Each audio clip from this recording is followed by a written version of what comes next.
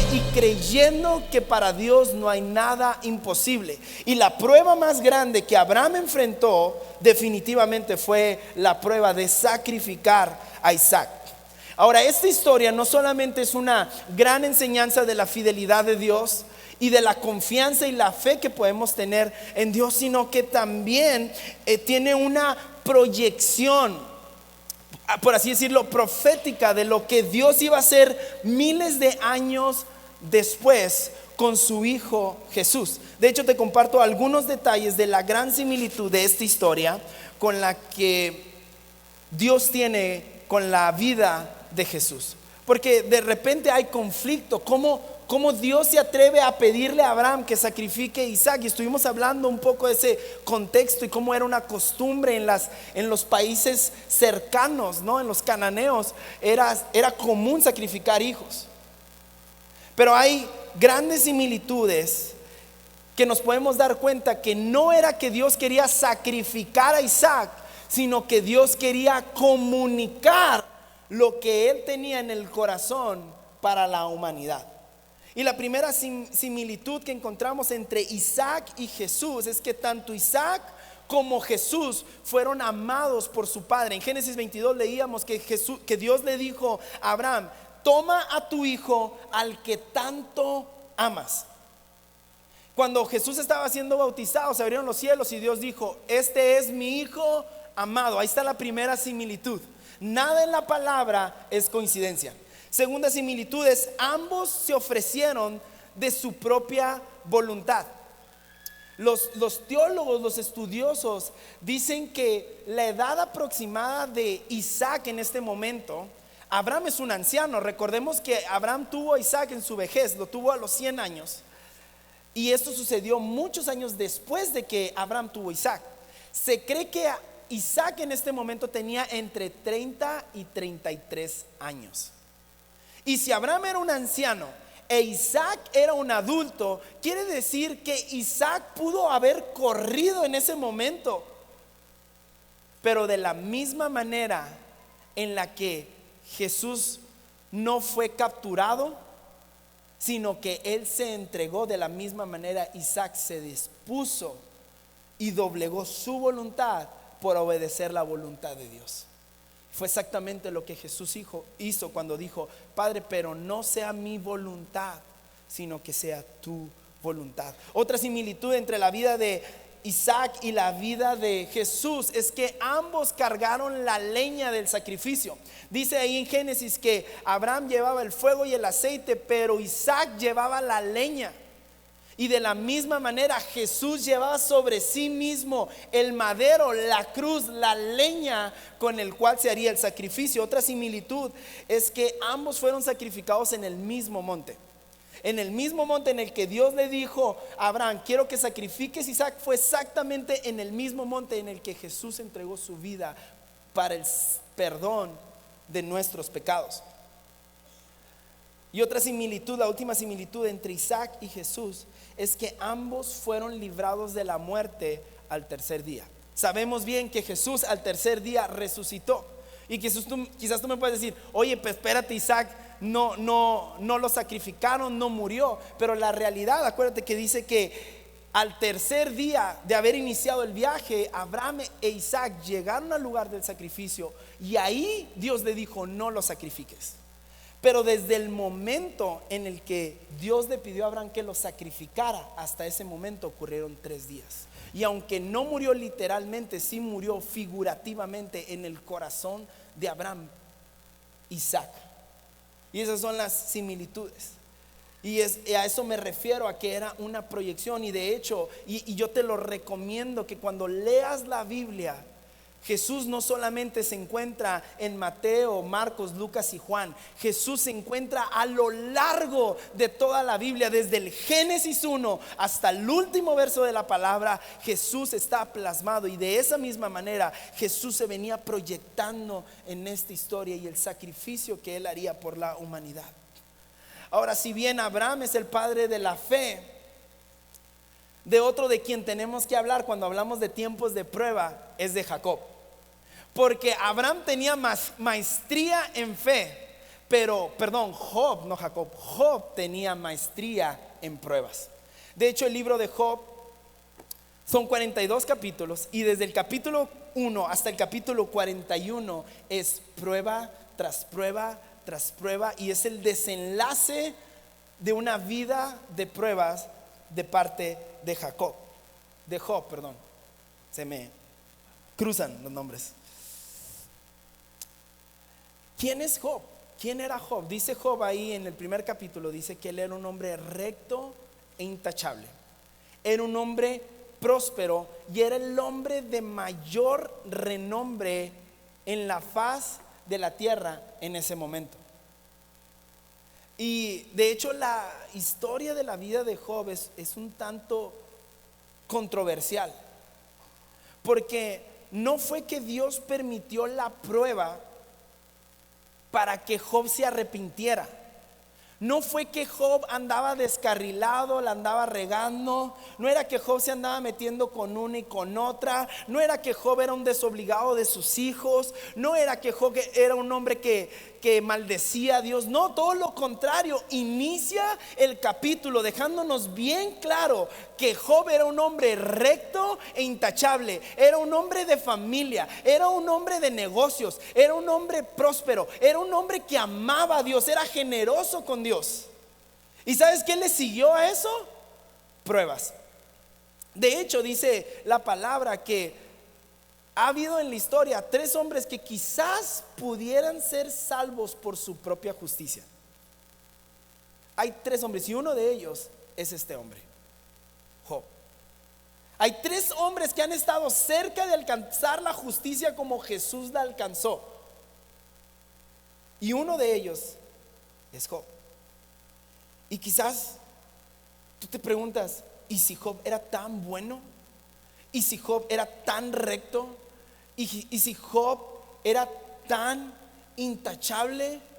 Entonces, ¿por qué sucedió esto? ¿Por qué Dios permitió esto? ¿Sabes por qué? Porque hay un valor en ser probado. Y hoy quiero compartirte de el valor de ser probado.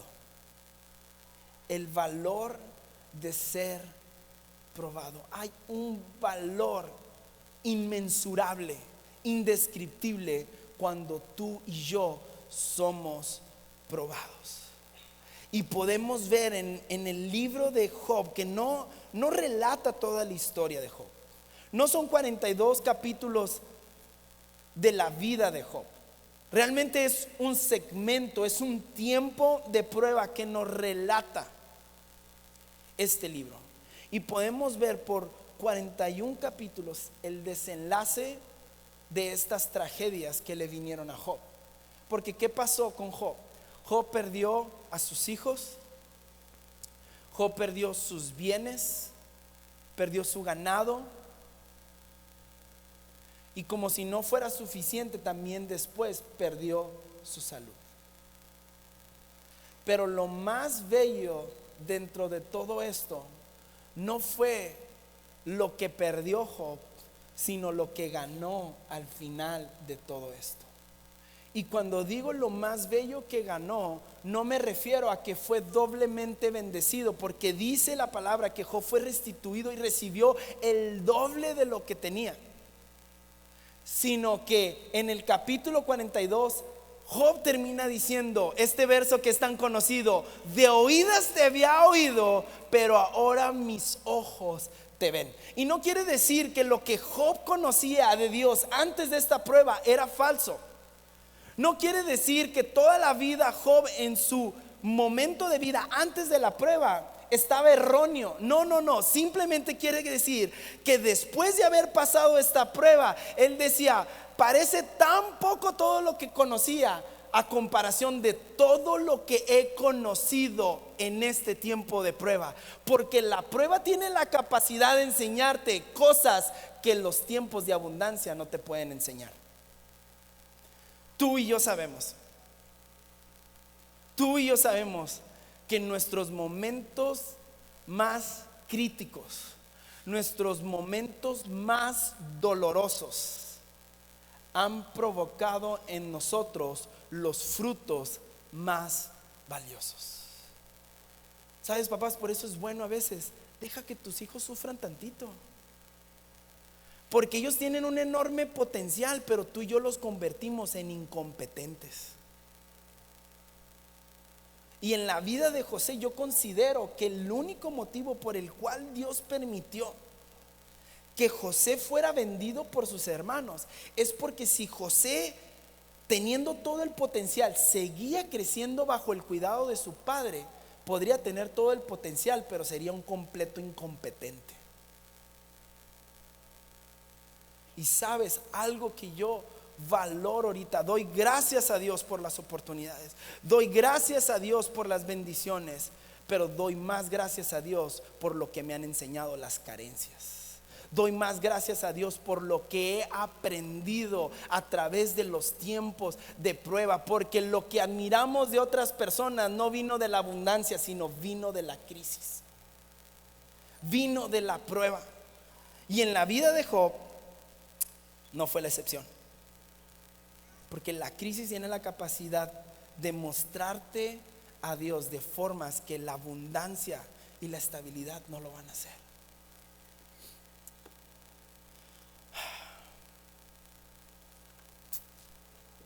Sabes, si lo decimos y lo compartimos, entregar tu vida a Dios no es la garantía de una vida de color de rosas. Y cada uno de los que están hoy aquí por primera vez, me da un montón de gusto que estén aquí. Son las personas más especiales en esta reunión. Pero la verdad, este lugar no es una garantía de una vida sin dolores, sin penas. No es la garantía de una vida sin enfermedades. No es la garantía de una vida sin crisis. No, para nada.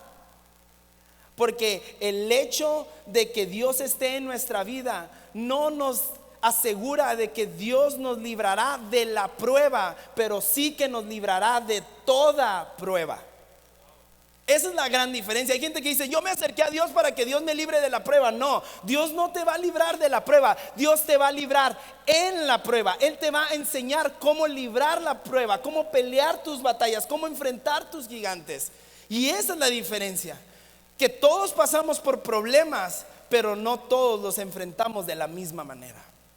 Y lo que aprendemos aquí no es a cómo evitar los problemas, es cómo enfrentar los problemas. Lo que aprendemos aquí no es a tener la confianza en una vida plena y sencilla y fácil, sino que a pesar de cualquier circunstancia, nuestra fe y nuestra confianza se mantiene firme en que Dios es soberano y Él tiene el control de nuestra vida. ¿Verdad? Vamos a darle un aplauso a Dios.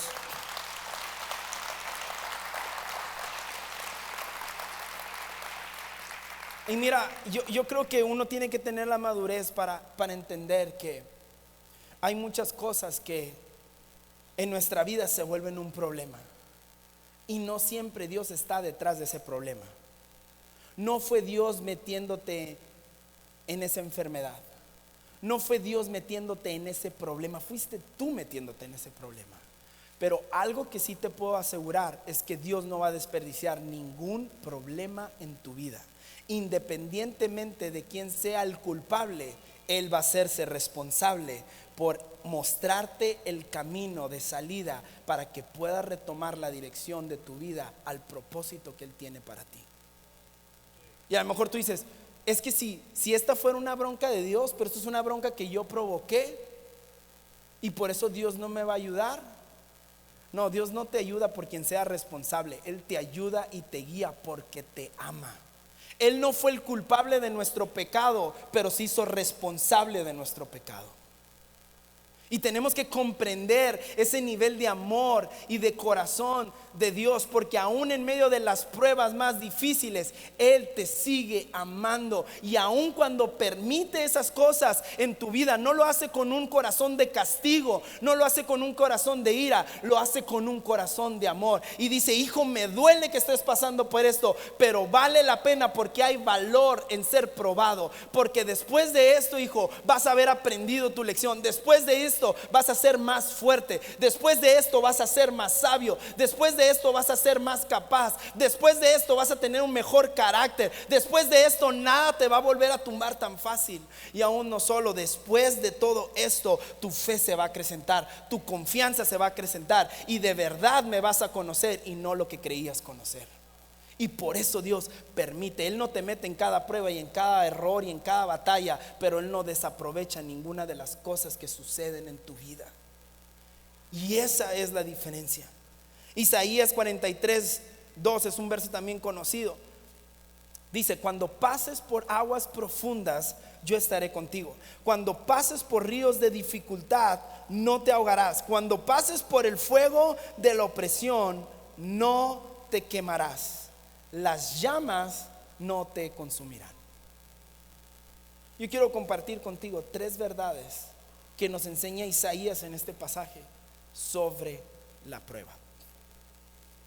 3 verdades que tú y yo podemos aprender en este corto versículo sobre la prueba. Inicia diciendo Isaías: cuando pases por las aguas profundas, cuando pases por los ríos de dificultad, cuando pases por el fuego. ¿Te fijas que no dice si pasas por las aguas profundas, si llegas a pasar por los ríos y si de casualidad llegaras a pasar por... No, dice cuando pases. La primera verdad sobre las pruebas es que las pruebas son inevitables, como lo decíamos hace 2 domingos. Las pruebas son parte de la vida. Nadie exenta de las pruebas.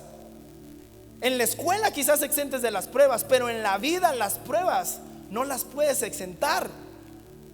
Las pruebas son parte de la vida. Y quizás has estado buscando un por qué estoy pasando por esto. ¿Cuál es el motivo? ¿Cuál es la razón? ¿Cuál es la raíz de que yo esté pasando? ¿Por qué estoy sufriendo de cáncer? ¿Por qué estoy sufriendo de depresión?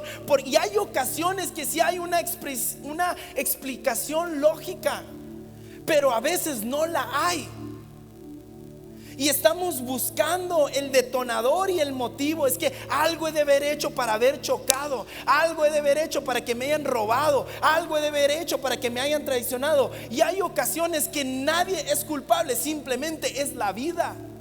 Y tenemos esta tendencia. Cuando había un hombre que estaba ahí enfermo, no recuerdo si ciego o paralítico, y dicen: Jesús, ¿quién pecó? ¿Él o sus padres? ¿Y qué dijo Jesús? Nadie pecó. Entonces, ¿quién es el culpable? No, es que de esto yo voy a sacar gloria. Y en ocasiones estamos echándonos cargas y tomando responsabilidades que no tenemos. Simplemente tenemos que aprender a decir a veces: así es la vida, injusta, inexplicable. Las pruebas son inevitables. Y te has estado tratando de romper la cabeza y echando culpas para todos lados.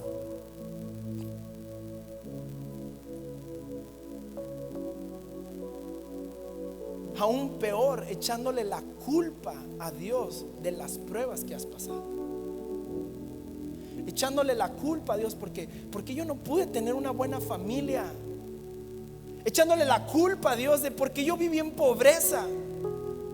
Echándole la culpa a Dios porque, y yo sé que esto es delicado y duele, ¿por qué Dios permitió que alguien abusara de mí? ¿Por qué Dios no lo detuvo? Mi amigo, mi amiga, no lo sé. Quisiera poder tener una explicación cómo cosas buenas le suceden a gente mala y cómo cosas malas le suceden a gente buena.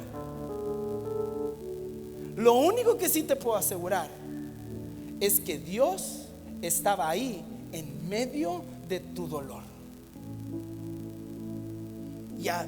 Y en ocasiones las pruebas que enfrentamos no son el resultado de nuestros hechos, son el resultado de la vida. Las pruebas son inevitables. Deja de estar buscando una razón de por qué esta prueba. y descansa en que Dios tiene un para qué en esta prueba. Descansa.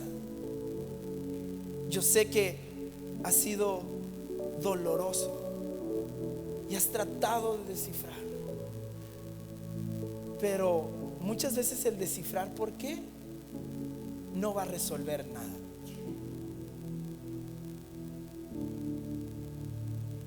La segunda verdad que nos enseña este pasaje de Isaías. El primero, estamos viendo que son inevitables, son parte de la vida. Hay un cuándo, no sabemos cuándo, pero hay un cuándo, hay un momento. Y después dice, cuando pases, no cuando vivas, no cuando residas. Y es que ese es el problema. A veces hacemos las pruebas nuestro modus vivendi. A veces hacemos las pruebas como la cama en la que dormimos,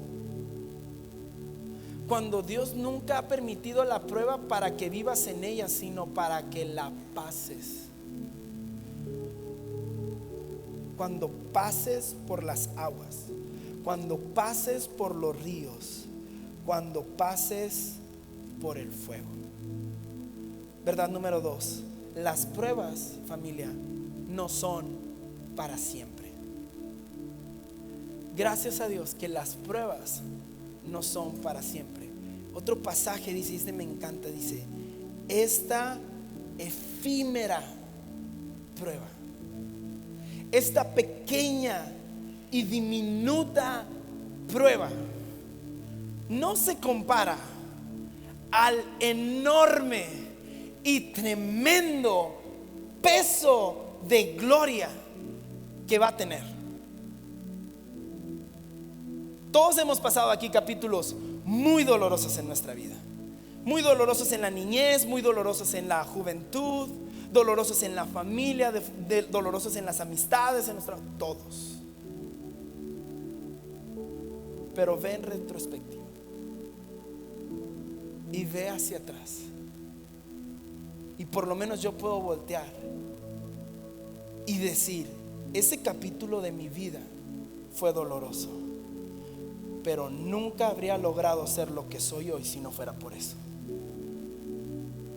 Nunca hubiera entregado mi vida a Dios. Algunos de nosotros no hubiéramos entregado nuestra vida a Dios sin reservas si no fuera porque lo único que nos mantuvo de pie en el más grande dolor que hemos llegado a experimentar fue la gracia y el favor de Dios. Y de alguna manera no somos el resultado de esa prueba, sino ahora somos el resultado de la completa gracia de Dios que nos protegió. Era para que nos hubiéramos quemado, era para que nos hubiéramos ahogado, es para que hubiéramos quedado hechos pedazos, pero por la gracia de Dios soy lo que soy. Y de alguna manera no me dan las cuentas.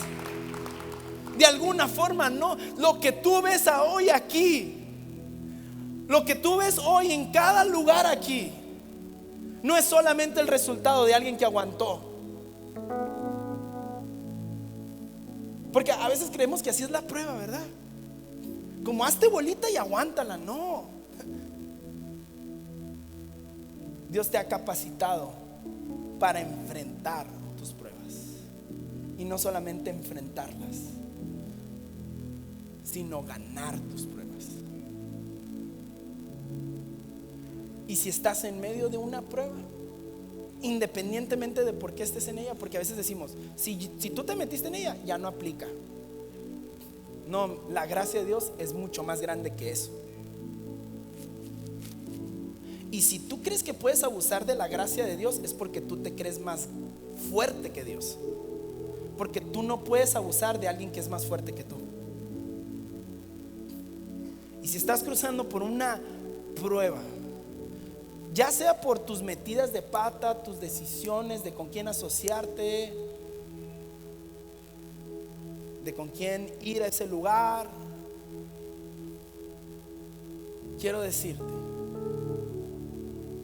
si tú le abres a Dios y le das tu corazón y le das la oportunidad, te aseguro que el pequeño o el gran dolor se verá pequeño comparado al valor de ser probado y lo que Dios va a haber producido después de esta prueba sobre tu vida. Porque las pruebas no son para siempre. Esta enfermedad no es para siempre. Esta crisis económica no es para siempre. Esta crisis matrimonial no es para siempre. Esta recesión económica no es para siempre. ¿Sabes qué es para siempre? Su palabra es para siempre. Él es para siempre. Esa permanece. Esta tierra y el cielo pasarán, pero sus promesas sobre tu vida es así. Nunca, mi amigo, es así. Nunca van a pasar. La tercera verdad que tú y yo podemos encontrar en este pequeño pasaje tan enriquecedor. Ve lo que dice: cuando va a haber pases, las vas a pasar. Y ve esta hermosa y preciosa promesa: yo, Emanuel. Si tienes tu Biblia, pon tu nombre. Yo voy a estar contigo. Cuando pases por los ríos de dificultad y te abrumen sus aguas, no temas, porque no te vas a ahogar. Emanuel, cuando estés pasando por el fuego de la opresión, quizás no te voy a librar del fuego, pero te aseguro que no te quemarás. Las llamas no te van a consumir. Verdad número 3: la prueba se acabará, pero Dios permanecerá. Cuenta la historia de un hombre que estaba en los últimos años de su vida y tiene un sueño, visión. Y en ese sueño y visión llega al cielo y se encuentra con Dios. Y ve a Dios sentado en un sillón. Y en eso Dios empieza a poner capítulos de la vida de este hombre. Y el hombre ve como en cada historia, junto a estos capítulos de su vida, se marcan un par de huellas en la arena. Y el hombre empieza a ver sus capítulos y ve cuando se graduó de primaria y ve que hay un par de huellas. Y él sabe que esas huellas son sus huellas y las huellas de Dios. Y luego ve cuando se graduó de la universidad y ve que ahí están esos dos pares de huellas. Y luego después se casa y él ve que siguen estando ahí esos pares de huellas. Y de repente empiezan capítulos de su vida muy tristes, muy dolorosos. Pierden a su primer bebé y solamente hay un solo par de huellas. Viene la crisis, vienen los conflictos matrimoniales y solamente hay un par de huellas. Después él trata de arreglar su matrimonio y empieza a invertir todo su dinero para lograr tener la familia que han soñado. Invierten todo lo que tienen y solamente hay un par de huellas. Después las cosas mejoran y cuando termina la película, este hombre voltea a ver a Dios y le dice a Dios: vi que estuviste en mi graduación, vi que estuviste en mi boda, pero yo no entiendo cómo fue que me abandonaste cuando más te necesitaba. Y Dios le dice: ¿por qué dices eso? Porque en los momentos más oscuros de mi vida solamente había un par de huellas. ¿Dónde estabas tú? Y Dios le dice: hijo, no te equivoques, esas huellas no eran tuyas, esas huellas eran mías. Yo te estaba cargando, yo te estaba cuidando, yo te estaba sanando, yo te estaba consolando, yo estaba arreglando el mundo para que tú pudieras seguir avanzando. Porque esas pruebas iban a pasar, pero yo iba a permanecer contigo independientemente de lo que sucediera.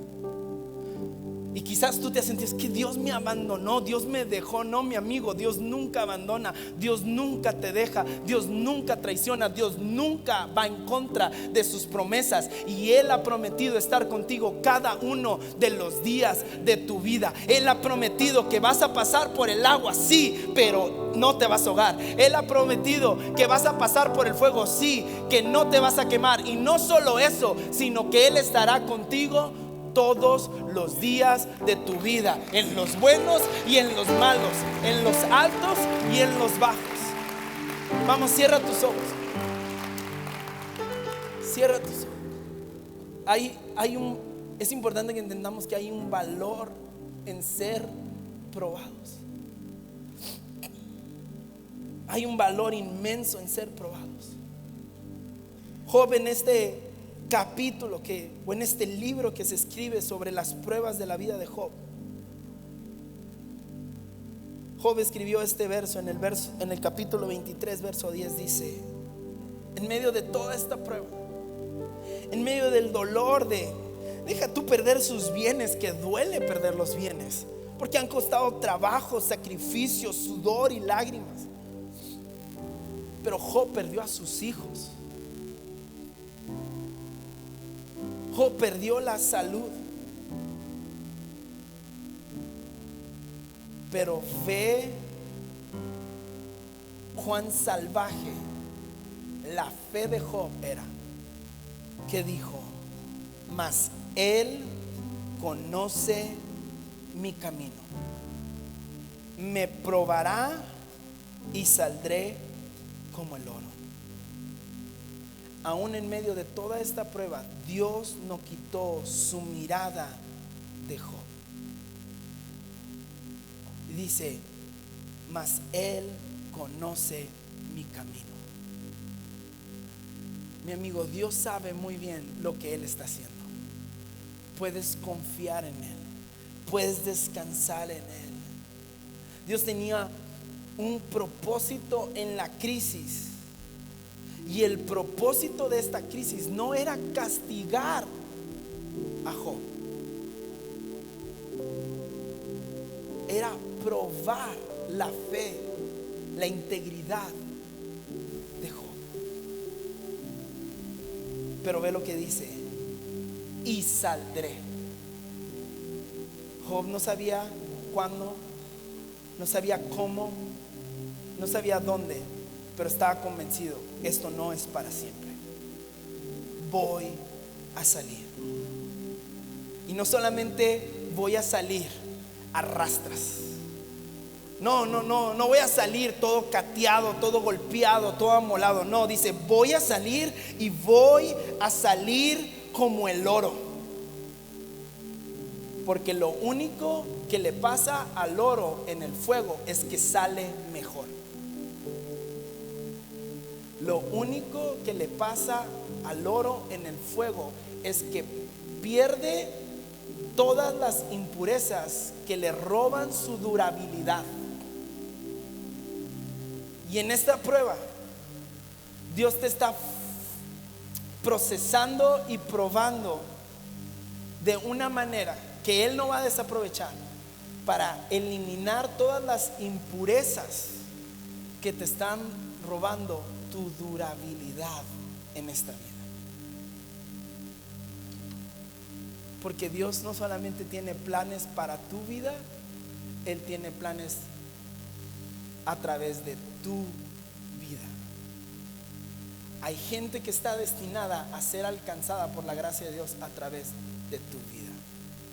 Y el impacto que vas a tener de ellos está directamente relacionado con el resultado de la prueba que hoy estás enfrentando. Señor, te damos gracias por tu palabra. Señor, gracias por la claridad que este mensaje pueda traer a nuestra mente, a nuestro corazón, a nuestra alma.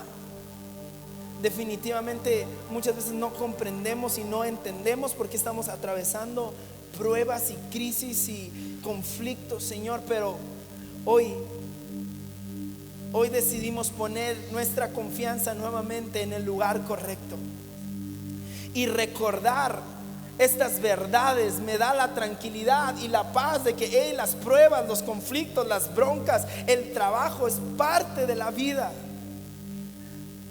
Los problemas es parte de la vida, pero no son para siempre.